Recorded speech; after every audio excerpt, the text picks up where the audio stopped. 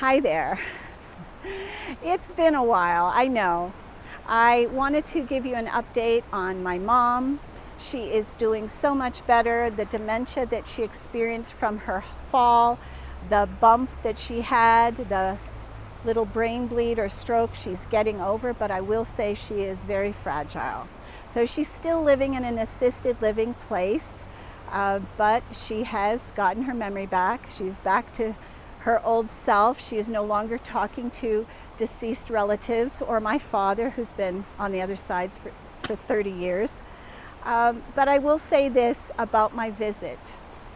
It is amazing how our mother has such a pull on us. And the mink coat that she had promised me, she went and gave to the golden grandchild, my niece. So I was able to speak about it. I said, well, I guess you love her more than you love me, and because she had promised it to me. And I have even said to her, please don't give it to her. She did anyway. So here's the thing about a narcissistic parent. They never change. There will always be that, even in the end of life. They're still who they were their entire lifetime. Now, my mother, when she was in that demented state, was soft and sweet and childlike. So different, connected to her soul. More soulful, more loving. Her true self. So are narcissists in their true self? Well, heck no, they're not. They're disconnected from their divinity. So they're not light-filled, and they don't believe there's anything wrong with them.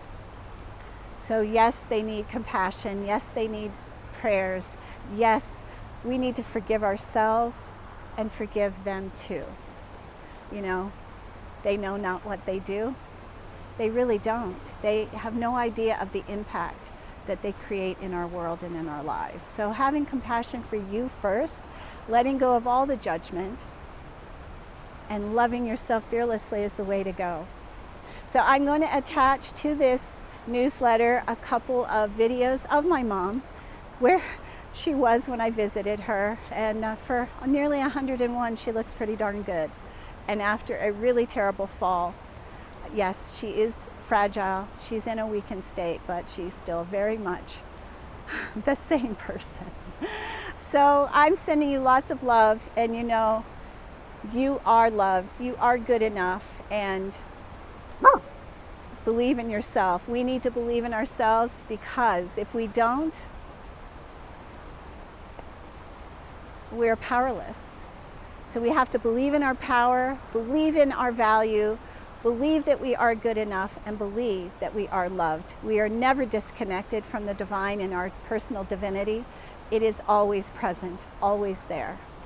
And so we need to fan the flames, do some kundalini breath of fire to pull up that prana, that life force. That's how I got through the depression that I had after my trip to Toronto. Just like that, kundalini breath work. So if you're interested in that, I will be doing a class very soon. Sending you lots of love. Happy June. Happy summer solstice. It's coming very quickly.